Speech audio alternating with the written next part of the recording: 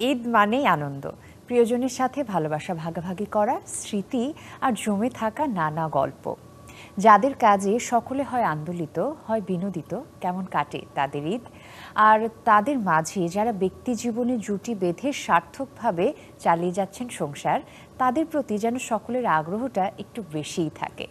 ঈদকে ঘিরে শিল্পীদের ব্যস্ততা বাড়লেও তাদের নিজেদের জীবনে ঈদ উৎসবের আনন্দ কিভাবে জড়িয়ে যায় তা জানতেই আজ সেসব তারকাদের সাথে আড্ডা দেব।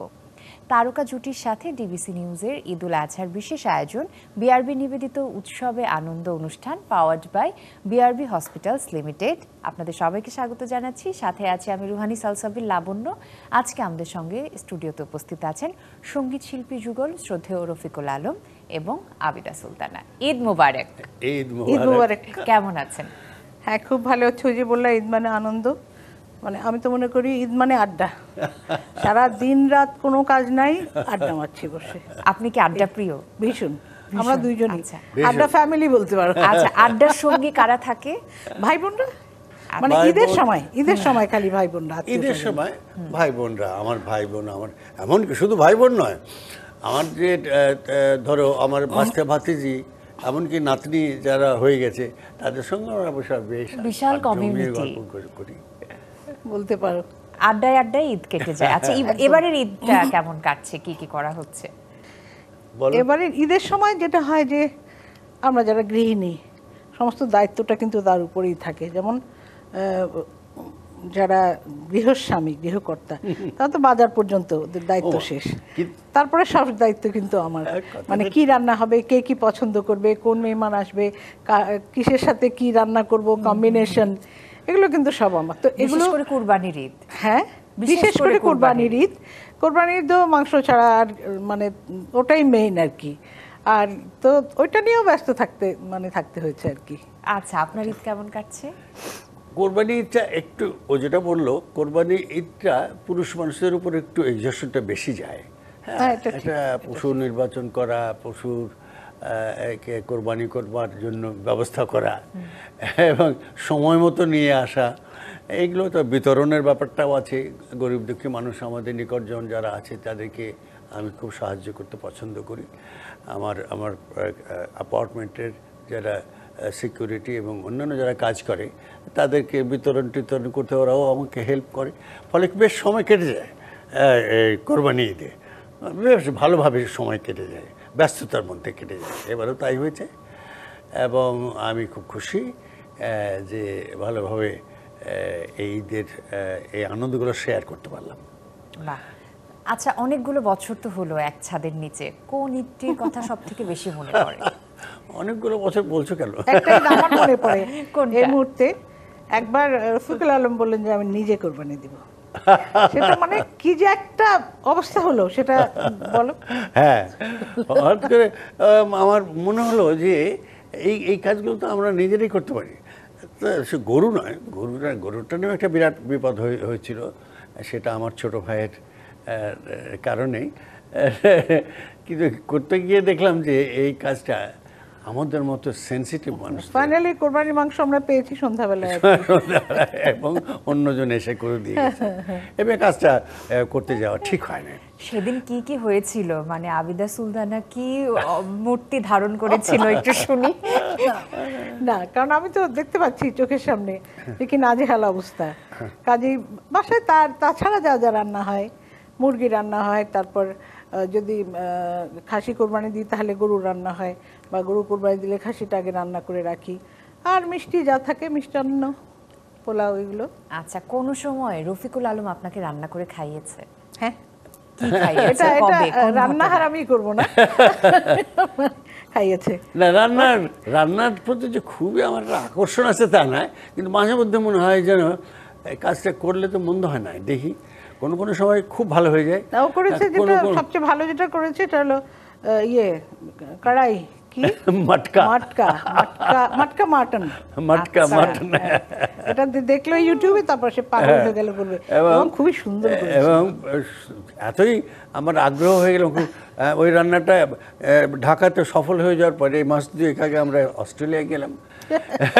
ক্যানবেরা থেকে হঠাৎ করে আমার এক ভাস্তির আমাদের কার বাসা আমার খালা নন্দিতা নন্দিতা, আমার খালাতো বোনের মেয়ে আর কি। আচ্ছা। তো ওকে বললাম যে তোর বাসায় এসছি, আমি একটা জিনিস রান্না করব, কিন্তু একটা জিনিস জোগাড় করে দিতে হবে, তোরা পারবি, এখানে পাওয়া যায়, আমি জানি সিডনিতে পাওয়া যায়, অস্ট্রেলিয়ায় পাওয়া যায়, মাটির হাঁড়ি, হ্যাঁ, ক্লে এত বড় পট, মাটির হাঁড়ি। হ্যাঁ। তা ছেলে বলছে পাওয়া যায়, হ্যাঁ। তো না, ক্যানবেরাতে পাওয়া যায় না, এটা সিডনিতে। সে আমার সেই Finally জামাইটা সব দল ধরে সিডনি গেলাম। নিশো নামে হাঁড়ি আমার সেই জামাইটা বললো যে খালু চলেন সিডনি থেকে কিনে নিয়ে আসে মাটির হাঁড়ি রান্না করবার জন্য ড্রাইভ করে চলে গেল সিডনিতে। ওখানে একটা স্টোরে, বাঙালি স্টোরে একটা পটারি পট ওই জন্যই তৈরি, কিনে এনে রান্না করলো, খুব খুশি। তা আবার এমনও প্রমাদ হয়েছে যে হঠাৎ করে আমার মাথায় একটা কনফিডেন্স এসে গেল যে আমি খুব ভালো বিরিয়ানি রান্না করতে পারবো। কেমন এমন কী করেন, এমন একটা জঘন্য বিরিয়ানি ওটা তো রান্না flop হলো হয়েছিল। যে কাজের মেয়ে পর্যন্ত দূরে গিয়ে হাসাহাসি শুরু করলো। এরকম হয়। আর ওনার হাতের সব থেকে স্পেশাল রেসিপি কোনটা? না, ওদের সব ভাই বোনদের আমার শাশুড়ির কল্যাণে রান্না টান্না সবই ভালো, দেশি রান্না এবং মোগলাই রান্না, যেমন ধরো কী বলে মাংসের যে সমস্ত রান্নাবান্না করে, কোরমা টরমা খুবই ভালো। তবে আমি ইদানিং একটু এক্সপেরিমেন্ট করি ইউটিউবের কল্যাণে, সেটা আমার পছন্দ, কারণ ওটা আবার আমার ছেলে খুব পছন্দ করে। আচ্ছা, ঈদের রান্না নিয়ে গল্প ছিল, একটু ঈদের কেনাকাটা নিয়ে গল্প শুনতে চাই। দুজন একসাথে কি শপিং এ যাওয়া হয়? আগে খুব হতো, আচ্ছা। আগে খুবই হতো, শেষের দিকে বলছি, মানে মাঝে কমে গেছে করোনার পর থেকেই। করোনার পর থেকে ইনফ্যাক্ট কমে, এখন তো অনলাইন একেবারে মোটেও যায় না, বিরক্তিকর শপিং, আমার সত্যি বিরক্ত লাগে। আর হ্যাঁ, সত্যি সত্যি বাইরের শপিংয়ে এখন খুব অসুবিধা, প্রচন্ড অসুবিধা। আর এত ভিড় হয় কিন্তু রাস্তায়, আগে এত তো যেতেন জ্যাম একটা হয়। সময়, হ্যাঁ। দুজন এক একসাথে সময় এত নাকি? ভিড় ছিল না সেটা তো একটু শুনি রাস্তাঘাটে। না, সেই গল্পগুলো একটু শুনি যে শপিং ওই করতে যে গেছেন শপিং এ কি দুজন করেছিল একসাথে। একবার, শপিং শেষ, দুজন গেছি, হয়ে গেছে, ও কি যেন দেখছিল খুব মনোযোগ, আমি এদিক ওদিক ঘুরছি, তারপরে বলো, নিজে মুখে বলো কি করেছেন আপনি? আমি দেখছি একসঙ্গে আছি সবাই, আমার শ্যালকরা আছেন, আমার ভাই বোনরা তখন ছিল না, দুই শ্যালক এবং আছে। তো ও কি যেন দেখছে আমি একসঙ্গে যাচ্ছি টাচ্ছি, তারপরে আমি চলো এখানে সামনের দিকের দোকানে যাই। তো দেখি যে মানে আমি হাত ধরে টানছি, কিন্তু বারবার ছাড়িয়ে নিচ্ছে। আমি এদিকে থাকবো, চলো ওই এদিকে যাই, দেখি অন্য এক মহিলা ধরে, আমি বলছি কখনো চলে গেছে খেয়াল করিনি, মহিলা বলছে না ভাবি ওই যে সামনে। ফরচুনেটলি মহিলা আমাকে চিনেছে, না হলে হয়তো ওখানে একটা প্রাণঘাতী বিষয় হতো। আত্মভোলা গোছে। ওরে বাবা, তুমি কয়টা গল্প শুনতে চাও? Please two be continued, please please. ওটা ভোলার ব্যাপারটা বাদ দাও, খুব আমার ছোটবেলা থেকে আমার খুব খুবই ভুলে যাওয়ার একটা। সবথেকে আপনি বিরক্তিকর কি সিচুয়েশনে পড়েছেন ওনার ভুলে যাওয়া স্বভাবের জন্য? অনবরত এই সিচুয়েশনে পড়ি আমি। একটি গল্প শুনি। না, সবাই জানে এগুলো, বল। আচ্ছা বলো। শেরাটন থেকে বেরোলাম গান করে, ড্রাইভার নেইনি কোনো কারণে, তুমি দাঁড়াও আমি গাড়ি নিয়ে আসছি। গাড়ি আনতে গেল, গাড়ি নিয়ে আমার সামনে দিয়ে টান দিয়ে বেরিয়ে চলে গেল। এরকম কয়েকবার, বাসায় কয়েকবার এরকম। তারপরে এটা খুব হয় আমার, প্রচন্ড হয়। একবার বিয়ে বাড়িতে, আমাদের দূরাত্মীয় বিয়ে বাড়িতে ড্রাইভার আছে, বিয়ে বাড়ি থেকে আমি কার সঙ্গে যেন চলে এসছি, ও থেকে গেছে এটা। তারপরে যখন মনে পড়েছে তখন বেশ ভালো রেখে চলে গেছেন আপনি বাসায়? হ্যাঁ, আমি বাসায় পৌঁছইনি, তার আগে কার সঙ্গে গল্প করতে করতে চলে এসেছে, এরকম হয়। তারপরে আমার সব থেকে বেশ আগে, আজ থেকে প্রায় 30 বছর আগে, জীবনে প্রথম যখন বিদেশ যাচ্ছি, তখন তো সব কিছু পাওয়া যেত না, তখন হংকং থেকে একটা চমৎকার সুটকেস কিনে কলকাতায় গিয়েছি একটা প্রোগ্রামে, সেখানে সব কিনে টিনে কলকাতা থেকে ও আর যায় নাই, আমার একা যেতে হয়েছিল কলকাতায়। ফেরার পথে ব্যাস এরোপ্লেনে উঠে গেছি, উঠিনি তখনও কিউয়ে দাঁড়িয়েছি ইমিগ্রেশনের জন্য সময়। হঠাৎ কি হলো ওনারই, আমার সুটকেসটা কোথায় গেল? ওই ট্যাক্সির মধ্যে সুটকেসটা থেকে গেছে, একবারে কেনা নতুন। বললাম তো তুমি শুনে জিনিসপত্র। ফলে শেষ করতে পারবো না। এই জিনিস- আচ্ছা একদম শেষে, একদম লাস্টটা বলে শেষ করে দিই। কয়দিন আগে ওই যে টেস্ট, টেস্ট কি সেন্টারে গেছো তুমি? ওনাকে দোষ দেন যে সবসময়, এই জন্য এবার আপনি ভুলে গেছেন। কি টেস্ট করতে গেছে জানো? ও আচ্ছা, ও না আমি বলি, তুমি চুপ। Normal check up. চেক আপে গেছে, কি করেছে, ডাক্তার বলছে যে স্যার আপনি যখন আসছেন এটা একটু ব্লাডটা দিয়ে যান, ব্লাডটা দিয়ে গেলে আমার সুবিধা হবে। তো ব্লাডকে আগে টাকা জমা দিয়েছে, টাকা জমা দিয়ে এসে গুনগুন করে গান করতে করতে, গাড়িও নেয়নি কাছে তো, রিক্সা করে বাসায় চলে আসছে। মানে টেস্ট করেনি কিন্তু, টাকা জমা দিয়ে বাসায় চলে। টাকা জমাটা দেওয়া হয়েছে ঠিকই, ব্লাডটা দেওয়া হয়নি। এরকম অসংখ্য এটা কাহিনী হয়, আছে। এইটা আমার ছোট চাচা ছিলেন এরকম। আচ্ছা, আমি মানে বুঝলাম যে ভুলে যাওয়ার মানে এক্সট্রিম এক্সাম্পল কি কি হতে একদম, পারে। হ্যাঁ। তো আমি একটু শুনবো, তারপরে আবিদা সুলতানের রিয়াকশনটা কি থাকে। না মানে আগে খুব হাসতাম, এখন রাগ হয়ে যায়, এখন খুব বিরক্ত লাগে। এখন আমারও রাগ হয় যে এই ধরনের ভুল হবে কেন। ওকে, যেহেতু ভুলে যাওয়ার স্বভাব আছে আর এত বছরে যেটা শুধরোই নেই, এটা আর আসলে শুধরাবার না সেই সুযোগও আশা নেই। ছেড়ে দিয়েছি আমি। আচ্ছা, আমরা একটু আনন্দ করতে চাই, যেহেতু ঈদ মানেই আনন্দ, আর আপনারা গানেই বাঁচেন, গানে আনন্দ খুঁজে পান, তাই আমরা একটু গানের সঙ্গী হতে চাই। এ পর্যায়ে দুজনকে একসাথে একটু গলা মেলাবেন, তাহলে আমাদের ঈদের আনন্দ বেড়ে যাবে। আচ্ছা করি, একটা গান খুব একটা গাওয়া হয় না, খুব চমৎকার একটা গান। কোনো ঈদেই গিয়েছিলাম গানটা আমরা। হ্যাঁ, এক ঈদের জন্য করেছিলাম। শওকত আলী ইমন, ওর ছোট ভাই, বিখ্যাত আমাদের সঙ্গীত পরিচালক, ওর সুর, লেখা বোধ হয় অশ্রু নামে একটা ছেলে, সম্ভবত ভুলে গেছি, নামটা ভুল হতে পারে। করা যাক। শুধু তোমায় ভালোবেসে কাটলো আমার সারা জীবন, শুধু তোমায় ভালোবেসে কাটলো আমার সারা জীবন, তবু আজ বলে মন হয়নি কিছু, তোমায় ভালোবাসা আরো ছিল প্রয়োজন। ও ও ও শুধু তোমায় ভালোবেসে কাটলো আমার সারা জীবন, শুধু তোমায় ভালোবেসে কাটলো আমার সারা জীবন। এটা রোমান্টিক গান। Thank you. একটু সুরের রেশেই আমরা থাকি, বিরতি থেকে ঘুরে আসি, তারপরে আরো গল্প হবে। প্রিয় দর্শক, আপনারা দেখছেন ঈদুল আজহার বিশেষ আয়োজন উৎসবে আনন্দ। নিয়ে নিচ্ছে একটি ছোট্ট ব্রেক, ব্রেকের পর আবার দেখা হচ্ছে। বিরতির পর আবারও স্বাগত জানাচ্ছি ডিবিসি নিউজের ঈদুল আজহার বিশেষ আয়োজন বিআরবি নিবেদিত উৎসবে আনন্দ অনুষ্ঠানে, powered by BRB hospitals limited. সাথে আছি আমি রুহানি সালসাবিল লাবণ্য, আর আমার সঙ্গে আছেন আমাদের পছন্দের সঙ্গীত শিল্পী যুগল শ্রদ্ধেয় রফিকুল আলম এবং আবিদা সুলতানা। আরও একবার স্বাগত বিরতির পরে। প্রিয় দর্শক, এখন আমরা আপনাদেরকে নিয়ে যাব 1973 সালে। একটি মিউজিক কনফারেন্স হয়েছিল, সেখানে দেখা হলো প্রথমবার রফিকুল আলম এবং আবিদা সুলতানার। তারপরে বিষয়টি কিভাবে এগোলো জানাবো আপনাদের। একটু ঘুরে আসি 73 থেকে। মানে ওখানে একটা কনফারেন্স হয়েছিল, স্টেডিয়ামে কনফারেন্স হয়েছিল। তো রফিকুল আলম গান করেছিলেন ওখানে, আমি করিনি, আমি তখন অতটা পপুলার না। তো রফিকুল আলম ছিল রাজশাহী থেকে গান গাইতে। তখন লাকি ভাই ছিলেন গ্রিন রুমে বসে, তো আমি গ্রিন রুমে গেছি, লাকি এখন। তো উনি বললেন যে আসো তোমার সঙ্গে একজনের সাথে আলাপ করে দিই, খুব ভালো গান করে, ঢাকায় এসছে, রাজশাহী থাকে। তখন রফিকের সাথে আমার আলাপ করিয়ে দিল যে রফিকুল আলম, আর বললো যে আমার সঙ্গে আলাপ, ওই প্রথম আলাপ আর কি। ওটাই আমার প্রথম আত্মপ্রকাশ, এবং তখন আমি বাংলা একাডেমিতে চাকরিতে জয়েন করেছি। ওটাই আমার প্রথম গান গাওয়া ঢাকা শহরে। আচ্ছা, এই যে কে প্রথম কাছে এলো, কে প্রথম ভালোবাসলো, এই বিষয়টি শুরু হলো কিভাবে, যে একজন আরেকজনকে ভালো লাগে, এই ভাবের আদান প্রদান শুরু হলো এইটা তুমি বলো। আমি শুনেছি একবার কক্সবাজারে যাওয়া হয়েছিল, এটা কক্সবাজারে আমার মামা নিয়ে গেছিলেন। আচ্ছা, মানে শুরু হলো কিভাবে বিষয়? এটা 75 সালে,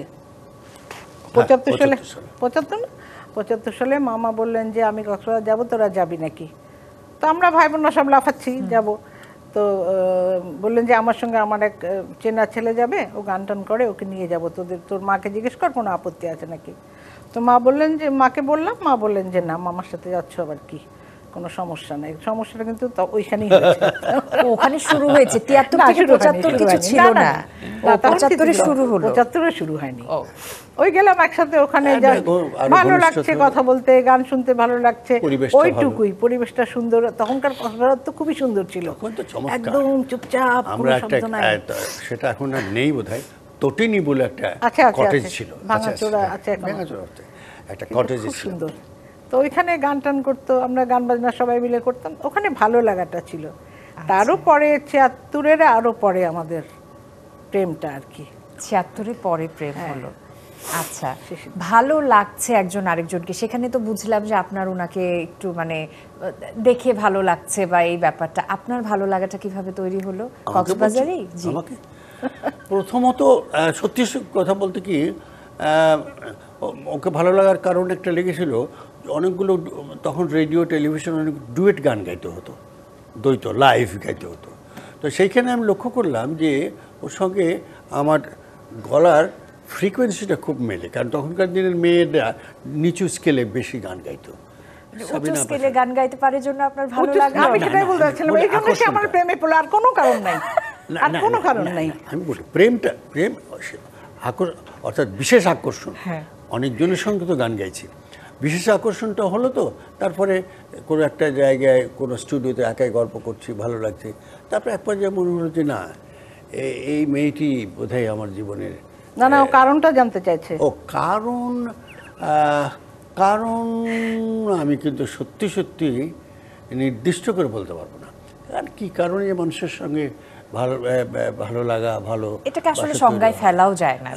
হ্যাঁ, আমি সত্যি সত্যি নির্ণয় করলে ভুল বলা হবে যে খুব সুন্দর লেগেছিল দেখতে, ও খুবই সুন্দরী, এই ধরনের কথা বললে মানুষ মিথ্যা কথা বলবে।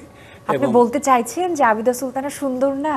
হ্যাঁ, না না না না না, বলছি যে যদি বলি যে খুব সুন্দরী ছিল বলেই আকর্ষিত হয়েছিলাম, ওটা বললে ভুল হবে।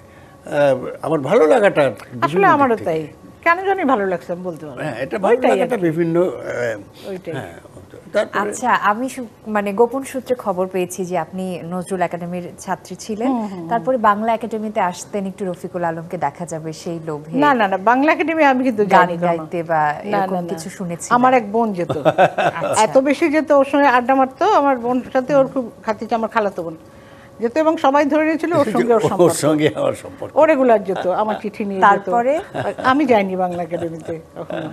আচ্ছা, ওই মানে আপনার চিঠি দিতে যেত বাংলা একাডেমিতে বা এরকম কিছু, বা খবর নিয়ে যেত। তখন আমার বাসায় ফোন ছিল না, আর তো তখন বাংলা একাডেমিতে তখন আমার বোন ওই কাজ চিঠি। হ্যাঁ, ওকে, এই গেল হচ্ছে যে চিঠি আদান প্রদানের ব্যাপারটা। তারপর একটু বিয়ের দিকে ব্যাপারটা কিভাবে গড়ালো? আমি শুনেছি যে বিয়ের একটি দিন ধার্য হয়ে আবার সেই দিন চেঞ্জ হয়েছিল, অনেক গল্প আছে এরকম। বিয়ের দিন কি চেঞ্জ হয়েছিল? হ্যাঁ, চেঞ্জ হয়েছিল অনেকখানি আমার জন্যে। ওই যখন বিয়ে ঠিক হলো তখন রাজশাহী থেকে, তখন টেলিফোনে কথা হয়, তখন টেলিফোন এসটিডি টেলিফোন হয়ে গেছে, টেলিফোনে কথা হয়। তো আমাদের পাশের বাড়িতে একজন হিন্দু পরিবার, একদম লাগোয়া বাড়িতে হিন্দু পরিবার ছিলেন, ওরা খুব আমাদেরকে স্নেহ করতো, সুধীর চক্রবর্তী। তো আমার মাকে বললো যে তোমার রফিকের বিয়ে ঠিক করেছো? না, ওর আমি কোষ্ঠী দেখেছি, ওর তো চৈত্র মাসে বিয়ে হবে না, চৈত্র মাসে বিয়ে দেওয়া যাবে না ওটা। তখন বলে তাহলে কী করা যাবে? তাহলে ঠিক আছে, করো, পয়লা বৈশাখে করতে পারো। মানে ডেট হয়নি এরকম, জাস্ট কথাবার্তা হচ্ছে, তখন বলছে যে চৈত্র মাসে বিয়ে দেওয়া যাবে না।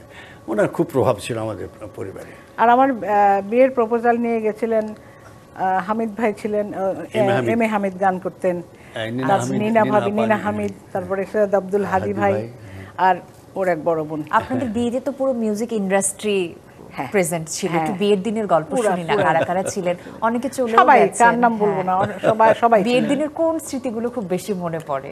বিয়ের দিন যেটা আমার এখন মনে পড়ছে, অফিসার্স ক্লাবে বিয়ে হয়েছিল, বর চলে এসছে আগে, বউ তখন যেতে পারেনি, আমরা পৌঁছে গেছি বরযাত্রী টাইমলি, হ্যাঁ, আর ওরা আসেনি, কারণ ওর সাজাগোজা। পার্লারে দেরি করছিলেন? পার্লারেও হয়েছে, তারপরে কেমন করে যেন দেরি হয়েছে, ওরা যে এত টাইমলি চলে আসবে এটা ভাবিনি আর কি।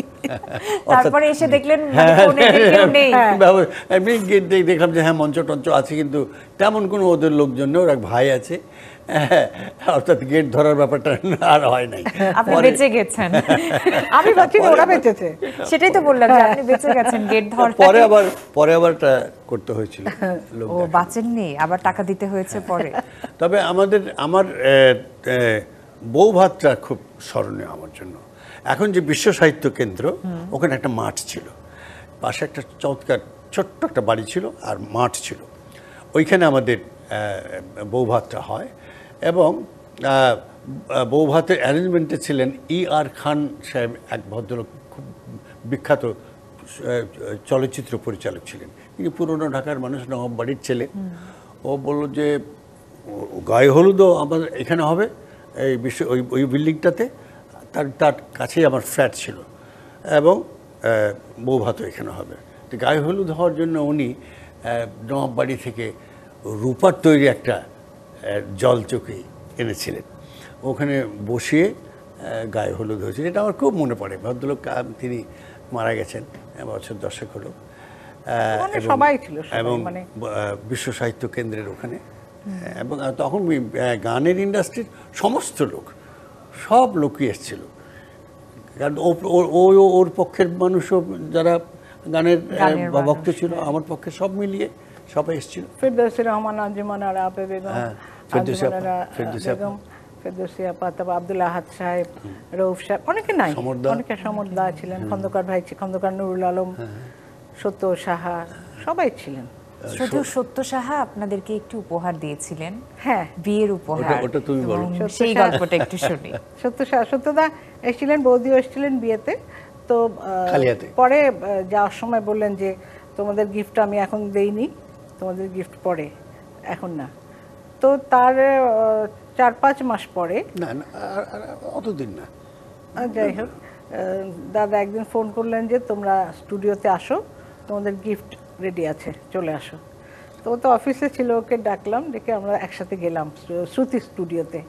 ওখানে গিয়ে দেখি সত্যদা, গাজী ভাই, গাজী মাজহারুল আনোয়ার আছেন, দিলীপ দা ছিলেন, বলছে তো আসো তোমাদের গিফট নিয়ে যাও। উজান ভাটি ছবিটা তখন করছিলেন, আর উজান ভাটি ছবিতে একটা গান, ওটা আমাদের চলচ্চিত্রের প্রথম ডুয়েট গান। আচ্ছা, ওই গানটা বললো এই যে তোমাদের গিফট, এটা তোমরা গাইবে আজকে, এক নদীর উজান। যেটা দোয়া করছে অনেক গানটা হিট হবে, আর যতদিন বেঁচে থাকবে তোমাদের গাইতে হবে। ঠিক তাই, সব কোনোখানে এখন পর্যন্ত গেলে আমাদের এই গানটা গাইতেই হবে, প্রত্যেক জায়গায় এটা এই গানটা গাইতে হবে, প্রচন্ড হিট গান। আমরা কি এই গানটা একটুখানি শুনবো? এক নদীর উজান ভাটির আমরা দুটি ধারা, এক আকাশে জ্বলে ওঠা আমরা দুটি তারা। এক নদীর উজান ভাটির আমরা দুটি ধারা, এক আকাশে জ্বলে ওঠা আমরা দুটি তারা। ও তুমি আমার, আমি তোমার প্রেমে পাগল পারা। তুমি আমার, আমি তোমার প্রেমে পাগল পারা, প্রেমে পাগল পারা। এক নদীর উজান ভাটির আমরা দুটি ধারা, এক আকাশে জ্বলে ওঠা আমরা দুটি তারা। প্রিয় দর্শক, আপনারা দেখছেন ঈদুল আজহার বিশেষ আয়োজন উৎসবে আনন্দ। সময় হয়ে গেল ছোট্ট একটি বিরতির পর আবার দেখা হচ্ছে। আবারও স্বাগত জানাচ্ছি ডিবিসি নিউজের ঈদুল আজহার বিশেষ আয়োজন বিআরবি নিবেদিত উৎসবে আনন্দ, powered by BRB hospitals limited. সাথে আছি আমি রুহানি সালসাবিল লাবণ্য, আর আজকে আমাদের সবার পছন্দের সঙ্গীত যুগল শ্রদ্ধেয় রফিকুল আলম এবং আবিদা সুলতানা আছেন আমাদের সাথে। আরও একবার স্বাগত বিরতির পরে। দুজনের এই যে জনপ্রিয় গানটি, তারপরে আমরা খেয়াল করেছি যে এই জুটির গান অনেক কম। এটা কি কারণে? হ্যাঁ, তাই না? এটা শ্রোতা হিসেবে আমার কাছে মনে হয়েছে কিছুটা ইচ্ছা করেই আমরা কম গিয়েছি একসাথে, কিছুটা ইচ্ছা করি তাই। এটা খুব ডিসাইসিভ ব্যাপার ছিল আমাদের মধ্যেই, যে একসঙ্গে গান গাইলে হয় কি একটু এক পর্যায়ে গিয়ে মানুষের মনোটনি আসবে। আচ্ছা, এটা আমার কাছে এটা মনে হচ্ছে। আমরা ভেবেছি আর কি যে এটা না না আমাকে খন্দকার ভাইও বলেছিল, খন্দকার নুল আলম বলেছিল যে ডুয়েট গান বেশি করো না তোমরা নিজেরা। আচ্ছা, সেই জায়গা থেকেই কিন্তু যেটা গেয়েছেন সেটাই তো মানে কালজয়ী গান হয়ে আমাদের ওই মনে জন্যই আর গাওয়া গেঁথে হয়নি। আছে। মানে আচ্ছা, মনে হয় যেন গানের না ভাবছিলাম যে একসাথে সংসার করি, ঠিক আছে, তাই বলে একসাথেই গান গাইতে হবে, এটা তো কোনো মানে নেই। মানে নেই। আচ্ছা, গানের প্রসঙ্গে যেহেতু কথা বলছি, এখনকার গান নিয়ে একটু কথা বলি। যে এখন শুনছি যে এআই দিয়েও মিউজিক হয়। হ্যাঁ, খুবই ভয়াবহ একটা ব্যাপার। তোমাকে অনেক ধন্যবাদ যে তুমি এই প্রসঙ্গটা তুললে। এটা অনেক বড় ব্যাপার যে আগে তো যারা গান গাইছে বেসুরা হয়ে যাচ্ছে, সুরে এনে দেওয়া যেত। এখন আমাদের সময় সেটাও ছিল না, আমাদের সময় হয়নি। তো আগে অর্থে আমি বছর 10 আগের কথা বলছি। এখন যেটা আরো ভয়াবহ ব্যাপার হয়েছে যে তোমাকে গান গাইতে হবে না, আমি গান গাবো, তোমার কণ্ঠের গান রেকর্ডিং হয়ে যাবে। হ্যাঁ, তারপর তুমি একটা গান হঠাৎ করে ভাবলে যে আজকে একটা গান তৈরি করতে হবে, এআইকে আমি বলে দিই, কম্পিউটারে এআইকে বললাম যে প্লিজ আমাকে একটা রোমান্টিক এই সিচুয়েশনে গান গাইছি কিংবা খুব ফাইজলামি করছি, একটা গান লিখে দাও। সঙ্গে সঙ্গে গান লিখে দেবে, বাস সাথে সাথে গান লিখে সুন্দর একটা গান লিখে দেবে। লিখে তো দিল, ভালো কথা, পেলাম। এই গানটা সুর করে দাও, সুরও করে দেবে। এই গানটা আবিদা সুলতানার কণ্ঠে গাইয়ে দাও, একটা রিদম দিয়ে গেয়ে দেবে, হুবহু আমার গলায় গিয়ে দিবে। একদম হুবহু তোমার গলা ওর গলা মিলে যাবে। এটা আর্টিফিশিয়াল ইন্টেলিজেন্স দিয়ে যেটা হচ্ছে, যেটা আমাদের জন্য আরও ভয়াবহ ব্যাপার। এখন যেমন মানুষের গানের প্রতি আকর্ষণটা কমে গেছে, ওই যে বললাম অটো টিউনার লাগানো, ভোকোডর লাগানো দিয়ে বিভিন্ন গানের এফেক্ট দিয়ে গলাটাকে পাতলা করে দেওয়া, মোটা করে দেওয়া, ওটা তো আছেই। ওটা তো ম্যানুয়ালি করতে হতো, এখন ম্যানুয়ালি করতে হয় না, এখন তোমার কম্পিউটারই করে দেবে। তাতে হবে কি, গান তো একটা মনের ব্যাপার, মন থেকে যেটা মানে ক্রিয়েট হয়ে বেরোনোর কথা সেটা আর হবে না। ফলে খুব খুব মানুষের হৃদয়ে পৌঁছানো খুব মুশকিল হয়ে যাবে। হৃদয়ে যেমন পৌঁছে না, তেমনি স্থায়িত্বও তো থাকে না, তাই ওইটাই না? থাকে না। কিন্তু এই যে একটি বছরের পর বছর মানে গান, যদি এক নদীর উজান ভাটির কথা বলি, সেটা কিন্তু বছরের পর বছর আমাদের মনে গেঁথে আছে, ঠিক তাই। তাই না? ওই দিনই আমার ভাই যে শওকত আলী ইমন কথায় কথায় বলছিল যে তোমাদেরকে আমার আর লাগবে না, তো আমি তো তোমার গলায় গান গাইয়ে দিব আমার ইয়ে থেকে, আর লাগবে না। কিন্তু সেটা মানুষের মন পর্যন্ত সেই যাবে তো, না, মানুষ বুঝেই যাবে যে- আত্মাকে ছুঁতে পারবে না। আচ্ছা, গান নিয়ে কথা ছিল, এখন আবার আমরা একটু সাংসারিক জীবনে ফিরে যাই, যেখানে আমাদের খুব বেশি আগ্রহ দুজনকে নিয়ে। আচ্ছা, দুজনের মধ্যে ঝগড়ুটে কে? হ্যাঁ, রফিকুল আলম হ্যাঁ, না না, আমি কখনো ঝগড়া করি না। উনি ঝগড়া করে বেশি, ঝগড়ুটে ডিভিশন। আপনি মেনে নিচ্ছেন ব্যাপারটি? না না না তাহলে উনি বেশি? না, আমিও ঝগড়া করি না। না, আর ইদানিং আমার রাগ একটু বেড়েছে, এটা আমি স্বীকার করছি, বাট ওরকম ঝগড়া করি না। না, খুব মানে একটা। আজকে মানে ঝগড়া ড্রেসের মানে- কালার কে সিলেকশন করেছে? কালার Matching এর সিলেকশন করেছে ও, ব্যাপারটা? বললো যে আমি তো আমার কাপড় চোপড় থাকে মোটামুটি, আমি গুছিয়ে তো রাখা হয় না, এক জায়গায় থাকে। তো ও বললো যে পার্পল কিছু আছে নাকি, তো দেখলাম যে পার্পল এই শার্টটা আছে বেগুনি রঙের, আমি তাহলে এটাই পরি, তাহলে ও সিলেকশন করলো এটা। আচ্ছা, আপনি মেনে নিলেন? হ্যাঁ, ভালো যে হ্যাঁ, ভালো ভালো কাজ, মেনে নিবে না কেন? আচ্ছা, ওই যে একটু ঝগড়াতে ছিলাম, কোন ঝগড়াটা সব থেকে বেশি স্থায়িত্ব নিয়েছিল? স্থায়িত্ব মানে কতদিন ঝগড়া মানে একবার সাস্টেইন মনে করে? আছে 7-8 দিন কথা বলিনি। 7-8 দিন। কি নিয়ে ঝগড়া হয়েছিল? সেটা মনে নেই। বাজে কথা, সাদা কথা।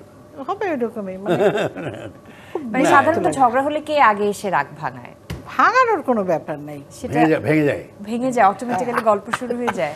আচ্ছা, কি নিয়ে মানে মনে পড়ছে যে বেশিরভাগ আমি এটা মনে পড়ছে না, মানে মানে কিছু একটা করেছে না, তো মনে নাই, এটা নিয়ে আমার রাগ হয় বেশি তখন। ওই যে ভুলে যাওয়া ব্যাপারটা ভুলে নিয়ে যাওয়া রাগ হয়। আর কি কি টপিকে ঝগড়া হয় আপনাদের?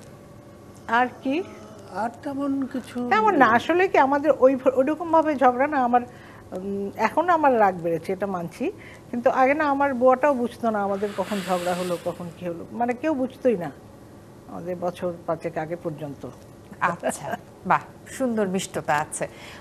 আমরা তো শুনেছি যে ওনার ভুলে যাওয়া ব্যাপারটা যদি না থাকতো তাহলে জীবনটা একটু সহজ হতো আর কি। তো আপনার কি মনে হয় যে আবিদা সুলতানার কোন বিষয়টি একটু কন্ট্রোলে আসলে রফিকুল আলমের জীবনটা আরো একটু সহজ হয়ে যাবে?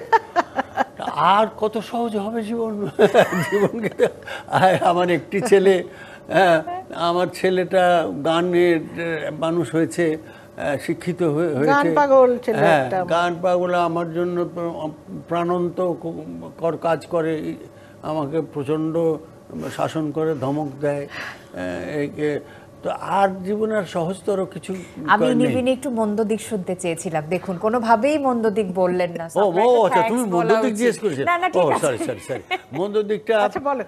মন্দ দিক হ্যাঁ আছে, মন্দ দিক যে একেবারে নেই তা নয়, মন্দ দিক যেমন ধরো, বানাচ্ছে। না বানানো নয়, মিথ্যা বলতে গুছিয়ে বলতে সময় লাগে। না এটা বলতে না, পারে না ও। মন্দ দিক আছে, কিন্তু এটা ঠিক আছে, ভুল স্বীকার করে না। আচ্ছা, ভুল করি এটা না তো মানে স্বীকার হবে এটা একটা নারীদের স্বভাবগত বৈশিষ্ট্য যে মানে ভুল স্বীকার করতে চায় না বা সরি বলতে চায় না। এটা আসলে আলাদাভাবে ওনাকে দোষ দিলাম না, শেষ না, কবে না। আমি একটু আমি তো ভুল করি না তো স্বীকার। ওকে ওকে আচ্ছা, শেষ কবে ভালোবাসি বলেছেন? ভালোবাসি জীবনেও বলা হয়নি। রফিকুল আলম আমাকে প্রেম করার সময় বলেনি ভালোবাসি, আই লাভ ইউ, এটা ঠিক। আমিও বলিনি। আপনিও কখনো থ্যাঙ্কস গড, বলেননি? থ্যাঙ্কস গড বলেনি। আই লাভ ইউ কথাটা আমাকে যে বাইরে থেকে কমপক্ষে 1000 বার শুনতে হয়েছে বাইরে থেকে, তো আমার ঘেন্না ধরে গেছে ওই ওয়ার্ডটার উপর, ওই সেন্টেন্সটার উপর। যেহেতু আই লাভ ইউ অসম্ভব। এত বছরে ভালোবাসি বলা হয়নি, হ্যাঁ, ঈদের আমার আয়োজনে দরকার নাই আছে, তো। আমি চাই যে আজকে দেশবাসীর সামনে রফিকুল আলম আবিদা সুলতানাকে বলতে। ওকে প্রিয় দর্শক, 47 বছরের এই দাম্পত্য জীবনে শ্রদ্ধেয় রফিকুল আলম এবং আবিদা সুলতানা কেউ কাউকে কখনো বলেননি ভালোবাসি। তো আজকে উৎসবে আনন্দ অনুষ্ঠানে তারা তাদেরকে প্রথমবারের মতো ভালোবাসি বলতে যাচ্ছেন। চলুন আমরা এই মুহূর্তের সাক্ষী হই। বলুন রফিক ভাই, মানে এখন তো বিয়ের আগে রফিক ভাই বলতাম, বলেন রফিক ভাই কি বলবেন? তোমাকে যেন ভুলে না যাই, আমি Thank you, সত্যি thank তোমাকে you. ভালোবাসি। Thank you, thank you, thank you. এই তরফ থেকে শুধু গান তো শুনবেন, একটা, গানের রিপ্লাই বিনিময়ে দিতে একটা হবে গান তো তো। দেওয়া উচিত। না, না, গান না। হাতটা দাও। Yes, I love you, I love you. Thank you so much. এই মোমেন্টটা আমরা সারা জীবন মনে রাখবো। থ্যাংক ইউ আমাদের অনুষ্ঠানটাকে স্পেশাল করে দেওয়ার জন্য। ধন্যবাদ। খুব ভালো থাকবেন, এমন আনন্দ নিয়েই বাঁচবেন প্রত্যাশা রাখছি। তো আমি একটু কথায় কথায় দর্শকদের থেকে বিদায় নিয়ে নিই, সময়টা একদম শেষ হয়ে গেছে। আর তারপরে অবশ্যই গানের সুরেই আজকে অনুষ্ঠান থেকে বিদায় নেব। প্রিয় দর্শক, আপনারা এতক্ষণ দেখলেন ডিবিসি নিউজের ঈদুল আজহার বিশেষ আয়োজন বিআরবি নিবেদিত উৎসবে আনন্দ, powered by BRB hospitals limited. আজকের আয়োজন এখানেই শেষ করছি। ডিবিসি নিউজের সঙ্গেই থাকুন। তুমি আমার মনের মানুষ, মনেরই ভিতর, তুমি আমার মনের মানুষ, মনেরই ভিতর, তুমি আমার প্রাণ বন্ধু, অন্তরের অন্তর, তুমি আমায় কইরো না কো কোনো দিনও পর, তুমি আমার মনের মানুষ, মনেরই ভিতর। Thank you.